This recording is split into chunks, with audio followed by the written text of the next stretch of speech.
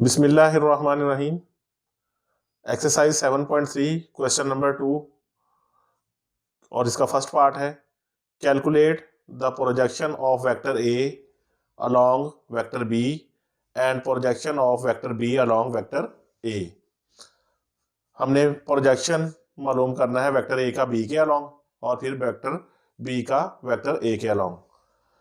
ए vector हमें दिया गया है आई माइनस के और बी वेक्टर दिया गया है जे प्लस के।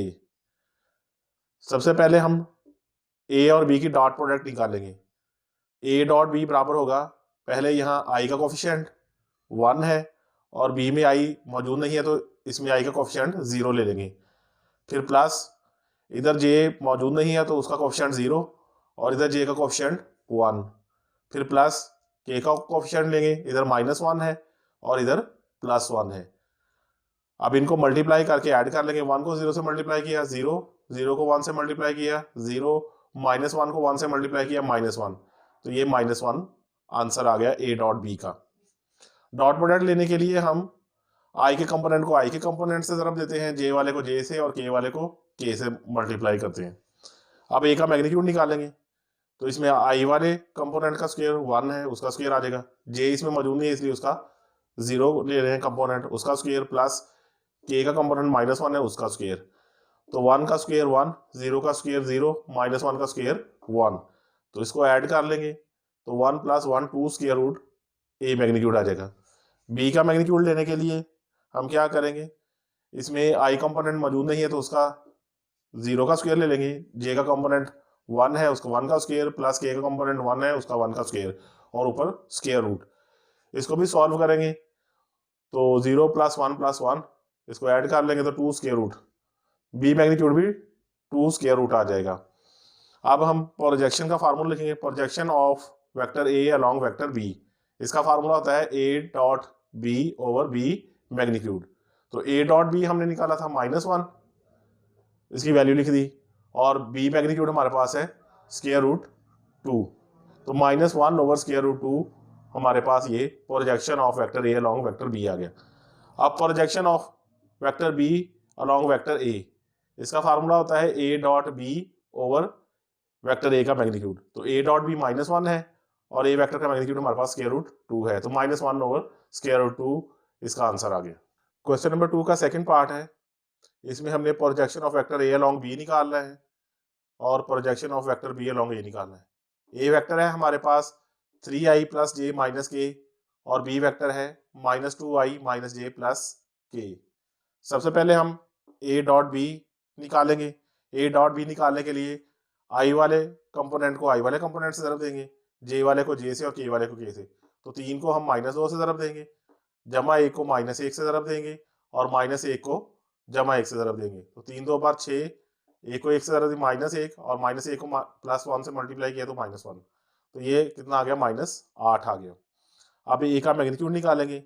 ए का मैग्नीट्यूड निकालने के लिए आई के कंपोनेंट का स्क्वायर, जे कंपोनेंट का स्क्वायर प्लस के कंपोनेंट का स्क्वायर ऊपर स्क्वायर रूट, तो 3 का स्क्वायर आ जाएगा 9, 1 का 1 और -1 का +1, इनको ऐड कर लेंगे 9 + 1 10 + 1 11 स्क्वायर रूट आंसर आ जाएगा इसका।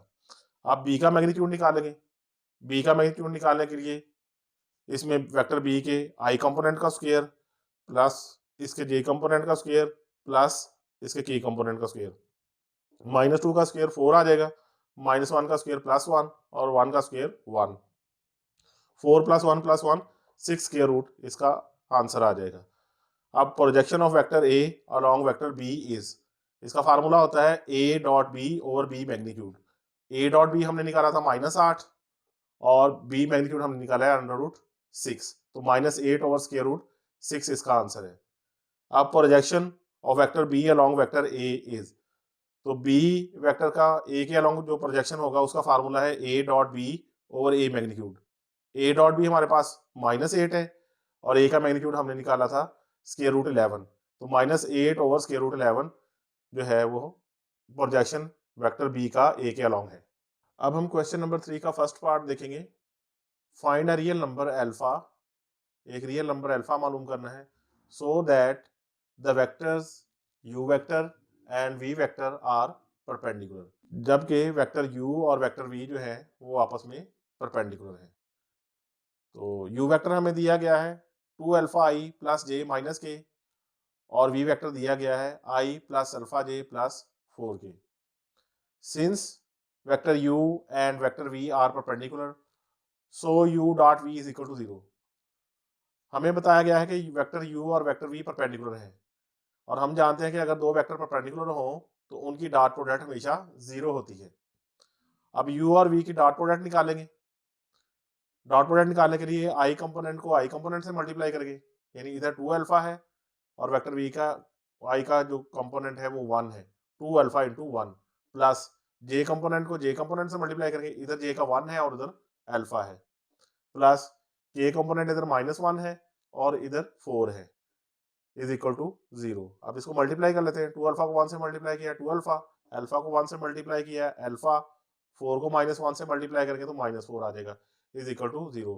2 अल्फा प्लस अल्फा 3 अल्फा हो जाएगा, -4 is equal to 0।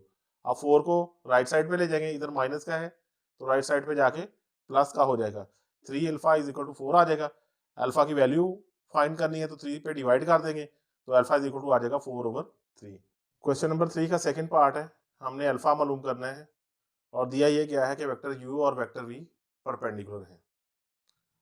Since u and v are perpendicular, so u dot v is equal to 0। हम जानते हैं कि जब भी दो वेक्टर परपेंडिकुलर होते हैं तो उनकी डॉट प्रोडक्ट 0 होती है, इसलिए हमने u डॉट v को 0 के बराबर रख लिया। अब डॉट प्रोडक्ट निकालेंगे u और v की। डॉट प्रोडक्ट निकालने के लिए हम i कंपोनेंट को v के i कंपोनेंट से और इसके u के j कंपोनेंट को v के j कंपोनेंट से और u के k कंपोनेंट को v के k कंपोनेंट से मल्टीप्लाई करेंगे और ऐड कर देंगे। तो इधर अल्फा इसका कंपोनेंट 1 है, अल्फा को 1 से मल्टीप्लाई किया, प्लस j का कंपोनेंट 2 अल्फा है और इधर अल्फा है, 2 अल्फा को अल्फा से मल्टीप्लाई कर दिया, फिर प्लस इधर k का -1 कंपोनेंट है और उधर 3 है तो -1 को 3 से मल्टीप्लाई कर दिया, इज इक्वल टू 0 है तो ये लिख लिया। अब अल्फा को 1 से मल्टीप्लाई करें, अल्फा 2 अल्फा को अल्फा से मल्टीप्लाई किया 2 अल्फा स्क्वायर और -1 को 3 से मल्टीप्लाई किया -3 इज इक्वल टू 0। अब इसकी तरतीब लगा लेंगे, पहले 2 अल्फा स्क्वायर लिखा फिर plus alpha -3 is equal to 0। अब हम इसकी फैक्टराइजेशन कर लेंगे, यहाँ पे क्वाड्रेटिक फार्मूला भी लगाया जा सकता है और कंप्लीटिंग स्क्वायर से भी इसको सॉल्व किया जा सकता है। तो हम फैक्टराइजेशन के जरिए इसको सॉल्व करेंगे। फैक्टर बनाने के लिए फर्स्ट टर्म को हम लास्ट से मल्टीप्लाई करते हैं तो ये आ जाएगी -6 अल्फा स्क्वायर। अब 6 अल्फा स्क्वायर के दो फैक्टर ऐसे बनाने के उनको प्लस या माइनस करने से ये दरमियान वाली टर्म बन जाए, तो 3 अल्फा और 2 अल्फा इसके फैक्टर बनेंगे। 3 अल्फा में से 2 अल्फा माइनस करेंगे तो अल्फा आ जाएगा, तो हम लिखेंगे 2 अल्फा स्क्वायर प्लस अल्फा की जगह लिख देंगे 3 alpha minus 2 alpha, -3 is equal to 0 वैसे ही आ गया। अब दो दो फैक्टर करके कॉमन ले लेंगे, पहले दो में से कॉमन आएगा अल्फा तो यहाँ से बचेगा 2 अल्फा प्लस 3, इन दोनों में से कोई चीज़ कॉमन नहीं आ रही तो हम 1 कॉमन ले लेंगे, तो -1 इंटू यहाँ से 2 अल्फा, चूंकि बाहर माइनस है तो ये अंदर वाला साइन चेंज हो जाएगा, प्लस हो जाएगा तो ये +3 आ जाएगा इज इक्वल टू 0। अब इन दोनों में से एक फैक्टर लिखना है और एक ये जो बाहर वाले नंबर है इनको लिख लेना है, तो alpha -1 into 2 alpha plus 3 is equal to 0। अब इन दोनों फैक्टर की ज़रब चूंकि 0 के बराबर है, लिहाजा यहाँ पहला फैक्टर 0 के बराबर होगा, यहाँ दूसरे वाला फैक्टर 0 के बराबर होगा। दोनों को हमने अलग अलग 0 के बराबर रख लिया। यहाँ से अल्फा की वैल्यू आ जाएगी -1, उधर जाके +1 हो जाएगा तो अल्फा की वैल्यू आ गई 1। यहाँ से 3 को उधर ले जाएंगे राइट साइड पे तो माइनस हो जाएगा, फिर अल्फा की वैल्यू निकालने के 2 से डिवाइड कर देंगे तो अल्फा आ जाएगा -3/2। तो अल्फा की दो वैल्यूज आ गई, एक 1 और एक -3/2।